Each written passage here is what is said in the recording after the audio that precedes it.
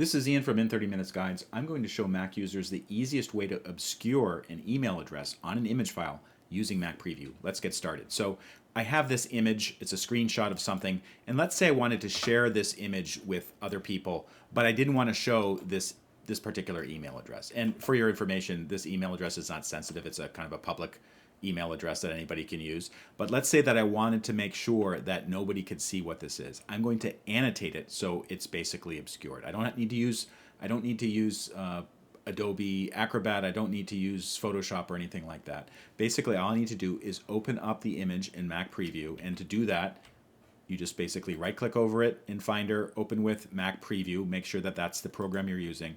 It opens up. Then what you're going to do is you're going to go to View, Show Markup Toolbar, and then we're going to use the Shapes option. So I'm going to select Shapes, and I'm going to select the Line option. Now, you'll see a little red line just appeared. And this line, I can grab it, I can move it around, and I can kind of partially obscure the email address, but it's not big enough. So what I'm going to do, first thing I'm going to do is to basically stretch it out so it's covering the whole thing.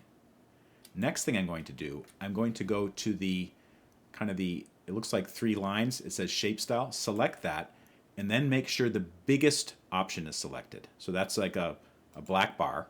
Okay, that's better. So it's now the email address is half obscured. Maybe what I can do right at this point, because there's no bigger size, I can copy it. So basically I'm using Command C to copy this line and then paste it, Command V, and that's enough to hide it. The other thing I can do is there's an option on the kind of the formatting, the shape style, where it makes it kind of blurry.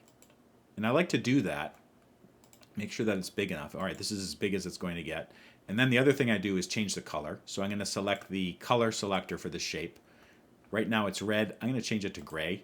Whoops, it's not working. Let's try that again. Okay, now it's gray. And then I'm going to do the same thing. I'm going to copy this. You can go to Edit, Copy, and then go to Edit, Paste. And you can see now that these 2 lines are kind of covering up the email address. Now, this isn't perfect. I'm sure that people, that if they were dedicated enough, they could kind of zoom in and try to figure out what the letters of this email address say. But for most purposes, this is perfectly fine. Again, if you use the solid option for the line, like just deselect that, it's a little bit it's harder to read behind it. But this is what I use when I'm, for instance, posting something on social media or sending it to somebody else, and I don't want to show some piece of information. I use the line annotation feature in Mac Preview to basically hide that information. If this video helped, please take a moment to like it and follow me, and I'll see you next time.